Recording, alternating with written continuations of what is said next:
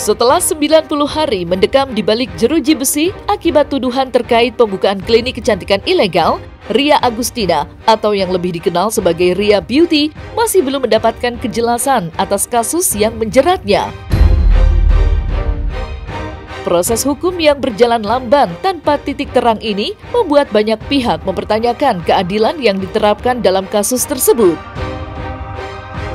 Tommy Triyunanto, kuasa hukum Ria, menyatakan kekecewaannya terhadap ketidaktransparan proses hukum yang dijalani oleh kliennya. Menurut Tommy, pihaknya telah berulang kali meminta klarifikasi kepada pihak berwenang terkait bukti-bukti yang digunakan untuk menahan Ria. Namun, hingga kini belum mendapatkan jawaban yang memuaskan. Tommy juga menegaskan bahwa pihaknya telah menyerahkan dokumen-dokumen pendukung untuk membuktikan bahwa Ria menjalankan usahanya dengan niat baik dan tanpa tujuan melanggar hukum. Ia juga menambahkan bahwa tuduhan terkait praktik ilegal ini tidak berdasar, karena tidak ditemukan korban atau kerugian yang nyata akibat layanan yang diberikan oleh klinik tersebut.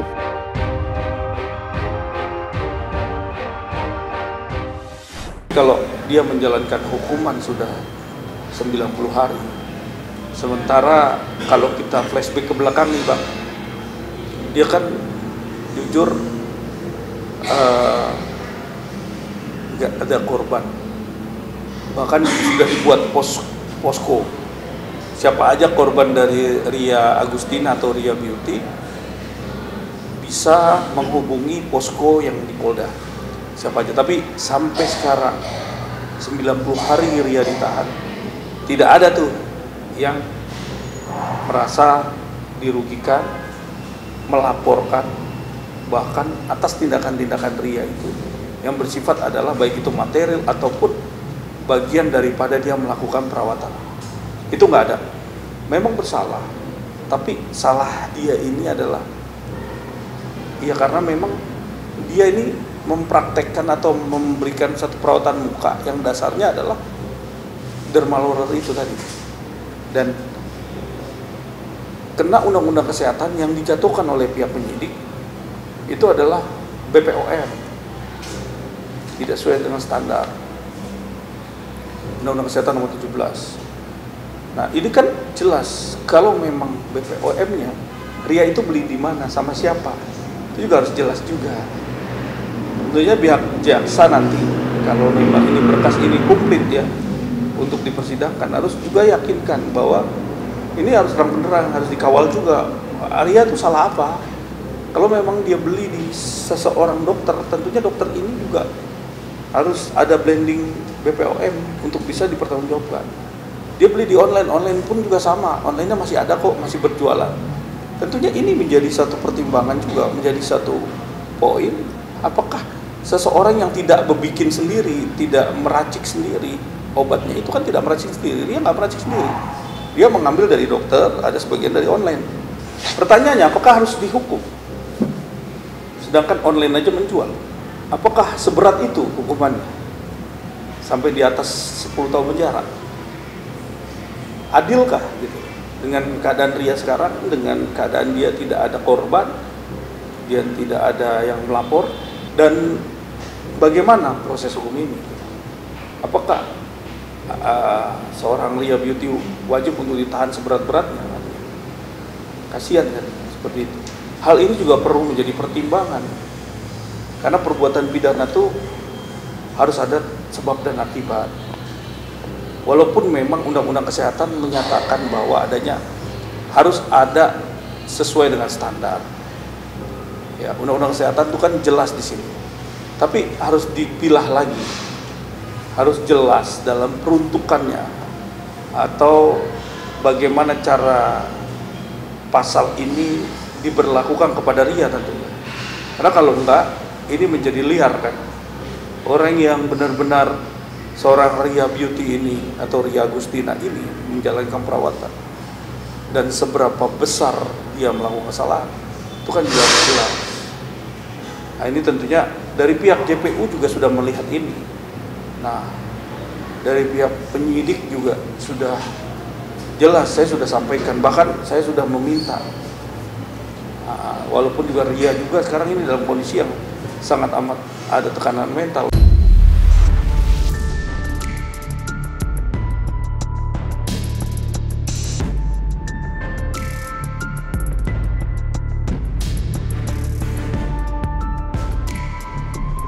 Sebelumnya, jagat media sosial sempat dihebohkan oleh kabar mengejutkan tentang Ria Beauty yang diketahui telah mencoba mengakhiri hidupnya sebanyak 4 kali dengan cara meminum obat-obatan dalam dosis berlebihan. Berita ini menjadi sorotan tajam, mengungkap sisi gelap dari tekanan yang dialami oleh Ria selama menjalani proses hukum yang penuh ketidakpastian. Beban mental yang dirasakan Ria tampaknya tidak dapat lagi ditanggung sendirian. Penahanan yang berlarut-larut, sorotan negatif dari publik, dan perasaan terisolasi di dalam sel penjara membuat Ria terpuruk secara emosional. Lantas, langkah apa yang akan dilakukan oleh Tommy Triunanto untuk mencegah kejadian ini agar tidak terulang kembali? Saya sudah secara preventif ya, artinya sebelum ini masuk ke ranah selanjutnya, saya minta lah agar bisa seorang Ria ini kan dia tulang punggung keluarga. Saya nggak ngelihat dari segi apapun itu, memang ini dia mengalami gangguan mental, dan itu sudah dibuktikan waktu 4 kali dia akan melakukan percobaan untuk menyakiti dirinya sendiri, sampai akhirnya sampai dia bilang katanya biarkan saya mati aja di dalam. Karena dia sudah merasa bahwa jahat sekali itu, sampai dia berkali-kali berkata jahat sekali ini kok pihak penyidik melakukan dia seperti ini gitu. Dia sudah ditahan memang, kan dia salah ditahan. Apakah dia harus sampai puluhan tahun? Kan kita lihat timplang nggak gitu loh Pak. Kan sekarang hukum pidana tuh harus menyesuaikan secara objektif, orang ini bersalah. Tetapi apakah wajib itu orang itu salah sampai puluhan tahun, sedangkan dia ini jelas beli obatnya di mana, sama siapa, ya. Dan sekarang ini obat ini juga masih bisa dibeli. Makanya saya minta agar Polda bongkar ini. Kenapa diperjualbelikan? Ya kan? Di online juga ada beberapa bahan-bahan yang dipakai juga dia beli di online juga banyak yang jual, dan dia udah jual puluhan. Itu juga saya ada sampelnya. Dan kalau memang itu melanggar BPOM, terus siapa yang mau disalahkan? Yang beli banyak, bukan Ria aja yang beli. Kenapa harus Ria yang harus berpesakitan gitu loh? Emang dia melakukan kesalahan, tapi kita ditahan gitu loh. Kita objektif aja, nggak usah. Kita nggak menyalahkan siapa-siapa, tapi di sini objektifnya ini adalah tentunya di sini jangan berpikirnya karena memang dia salah tuh harus dihukum sekian puluh tahun. Wajar nggak gitu? Dia nggak nyuri, dia nggak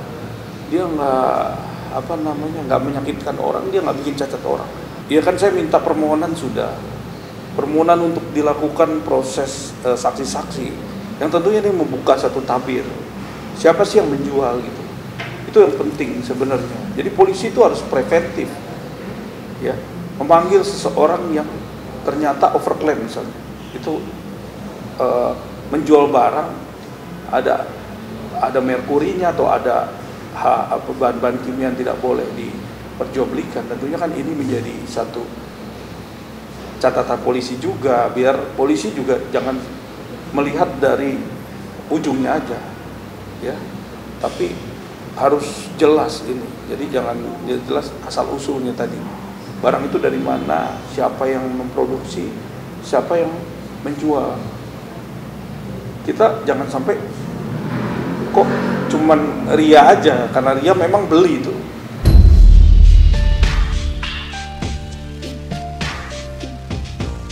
Nah, selesai sudah Cumi Lovers. Jangan lupa untuk like, subscribe, dan juga share channel YouTube Cumi Cumi.